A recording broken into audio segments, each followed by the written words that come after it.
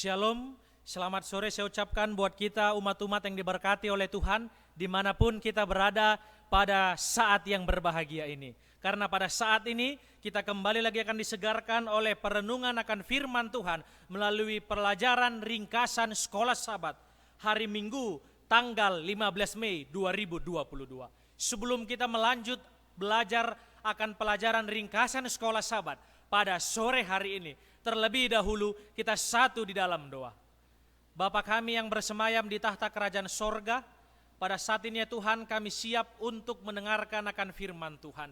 Berbicaralah Engkau ya Tuhan, dan kiranya juga Rohul Kudus-Mu selalu menjadi bahagian kami masing-masing sebagai umat-umat Tuhan, agar kami bisa mengerti akan firman ini dan juga bisa kami terapkan di dalam kehidupan kami masing-masing. Berkati juga hamba-Mu ya Tuhan, agar berkata-kata sesuai dengan kehendak Tuhan saja. Di dalam nama Yesus kami sudah berdoa dan mengucapkan syukur. Amin.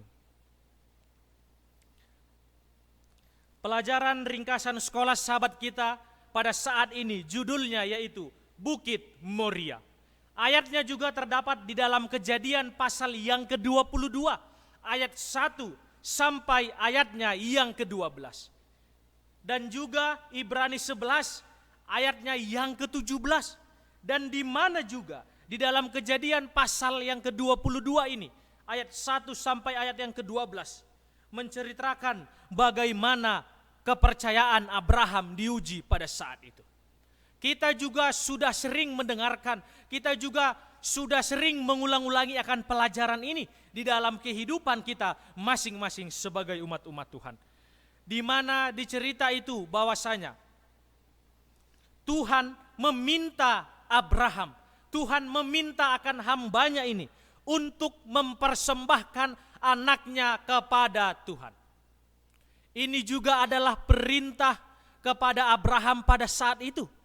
Dan setelah itu, bahwasanya menurut pelajaran Sekolah Sabat kita, perintah ini bertentangan dengan larangan Alkitab terhadap pengorbanan manusia, sekaligus juga larangan bahwasanya adanya jangan membunuh.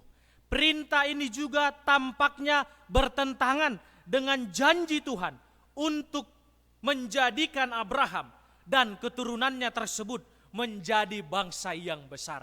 Karena janji Tuhan kepada Abraham yaitu dia juga akan mendapatkan keturunan yang sungguh amat banyak seperti pasir di laut, dan juga Tuhan akan memberkati keturunan daripada Abraham tersebut. Tetapi pada saat ini bahwasanya Abraham diuji oleh Tuhan. Tuhan juga menguji akan Abraham tersebut. Tujuannya yaitu apa? Supaya Abraham diuji oleh Tuhan ialah yang pertama, ini mengacu pada gagasan penghakiman, yaitu penghakiman untuk mengetahui apa yang ada dalam hati seseorang itu akan diuji. Ulangan 8 ayatnya yang kedua dan Kejadian 22 ayatnya yang ke-12. Ujian ini juga membawa jaminan kasih karunia Tuhan atas nama yang diuji. Karena apa? Karena Abraham turut dengan apa yang Tuhan sampaikan kepadanya. Dia juga langsung mau melaksanakan akan apa tugas yang disampaikan oleh Tuhan kepadanya pada saat itu. Berarti Abraham memiliki iman yang sungguh amat luar biasa yang bisa harus kita teladani ataupun kita ikuti. Iman Abraham dan kerelaannya untuk mempersembahkan anaknya yaitu siapa? Ishak kepada Tuhan membawa Abraham ke titik di mana resiko juga akan ditanggungnya, yaitu apa? Kehilangan akan masa depan. Kehilangan bahwasanya nantinya dia tidak akan lagi memiliki anak di dalam kehidupannya. Karena apa? Karena mau mempersembahkan anaknya tersebut kepada Tuhan.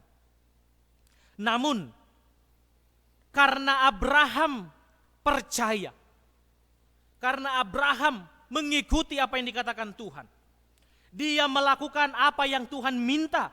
Tidak peduli juga dia betapa sulitnya untuk memahami akan hal tersebut. Bahwasanya kita ketahui, disinilah bukti, disinilah iman tersebut dilihat untuk sesuatu yang memang tidak atau belum dilihat.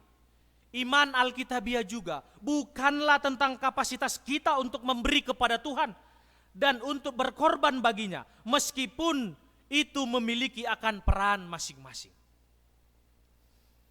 Tanpa diragukan, tetapi hal itu mengenai kemampuan akan manusia itu untuk mempercayainya dan menerima akan kasih karunia yang berasal daripada Allah tersebut.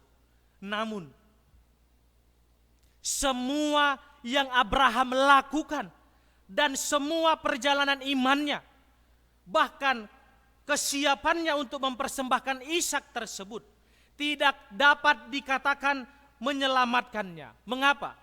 Karena Tuhan yang menyediakan anak domba untuk menggantikan akan Ishak. Ini bukan usaha daripada Abraham. Karena apa? Karena Abraham sudah mengikuti apa yang dikatakan Tuhan, dan Tuhan juga melihat bagaimana penurutannya, bagaimana imannya pada waktu dia mau dipersembahkan. Maka setelah itu malaikat Tuhan berseru kepadanya. Dan setelah itu ada korban pengganti daripada Ishak tersebut yang diberikan Tuhan. Inilah iman yang luar biasa. Maka Tuhan juga memperhitungkan semuanya itu. Itu berarti bahwasanya Tuhan yang menyediakan keselamatan bagi siapa? Bagi kita semuanya umat-umat Tuhan. Tuhan memberikan itu dikatakan juga dengan cuma-cuma. Itu bukan karena usaha saya, itu bukan karena usaha kita sebagai umat-umat Tuhan. Tetapi itu semuanya hanyalah oleh usaha ataupun berasal daripada Tuhan, yaitu kasih karunia tersebut. Bukan pekerjaan daripada manusia untuk Tuhan yang menyelamatkan manusia. Tetapi itu adalah pekerjaan Tuhan bagi kita. Itulah yang sering kita dengarkan bahwasanya Allah itu adalah kasih. Karena kasih inilah semuanya itu bisa diberikan kepada kita dengan sukacita, dengan cuma-cuma. Manusia juga dipanggil bekerja bagi Tuhan, dan dikatakan itu harus dilakukan dengan sekuat tenaga kita, dengan semampu kita di dalam kehidupan kita. Seperti yang juga Abraham lakukan pada saat itu. Apa? Dia disuruh oleh Tuhan, dia mengiyakan, dia juga mengikuti apa yang dikatakan Tuhan di dalam kehidupannya. Tapi pekerjaan itu tidak menyelamatkan akan manusia. Yang menyelamatkan akan kita yaitu kasih karunia Tuhan. Dan di dalam kehidupan ini kita juga harus adanya iman, dan bentuk daripada iman kita itu yaitu penurutan ataupun kasih kepada Allah. Karena terlebih dahulu juga Allah telah mengasihi kita. Dan biarlah juga dengan pelajaran ringkasan sekolah sahabat ini menolong kita. Supaya apapun memang yang Tuhan katakan kepada kita, yang juga Tuhan sampaikan kepada kita, kita juga bisa mengikutinya dan menurutinya. Kiranya Tuhan Yesus memberkati kita semuanya umat-umat Tuhan. Amin.